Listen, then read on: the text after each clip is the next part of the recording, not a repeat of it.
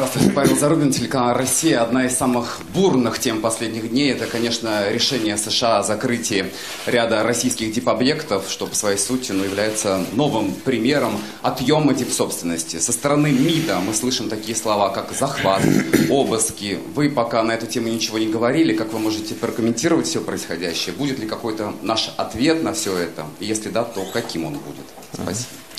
Ну, действительно, дело в чем? Дело в том, что мы договорились с нашими партнерами о том, что количество наших сотрудников, дипломатических работников в России и Соединенных Штатах должно быть паритетным. В России работало 1300, по-моему, дипломатов из Соединенных Штатов, у нас 455. Мы привели это в соответствие, по 455.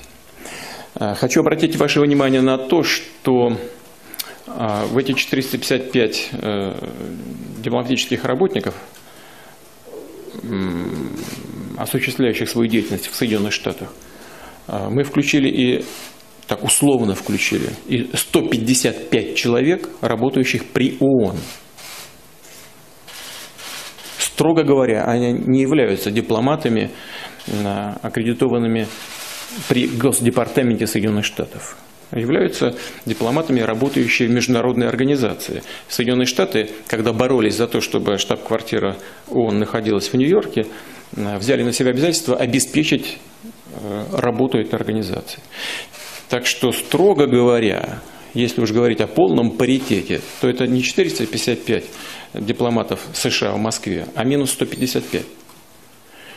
Так что мы оставляем за собой право принять решение и по этому количеству американских дипломатов в Москве.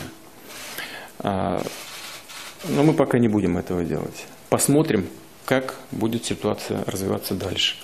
То, что американцы сократили количество наших дипломатических учреждений, это их право. Другое дело, что делалось это явно в такой хамской манере. Это не украшает наших американских партнеров. Но трудно вести диалог с людьми, которые путают Австрию с Австралией.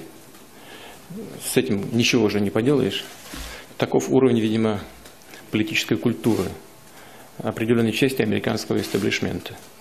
Американская нация, американский народ, Америка – это действительно великая страна и великий народ. Если они переносят такое количество таких людей с таким низким уровнем политической культуры.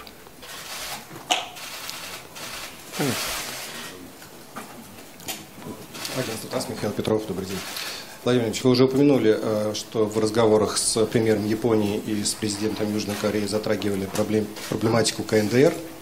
Эта тема сейчас... Да, кстати говоря, извините, что касается зданий и сооружений, это действительно беспрецедентная вещь. И я, как выпускник юридического факультета Петербургского университета, могу вам сказать, что любой юрист вам скажет, право собственности состоит из 3 элементов. Право владения, собственность, использование и распоряжение. Значит, американская сторона лишила российское государство пользоваться нашим имуществом. Это явное нарушение имущественных прав российской стороны. Поэтому для начала дам поручение МИДу обратиться в суд, посмотрим, как эффективно работает хваленая американская судебная система.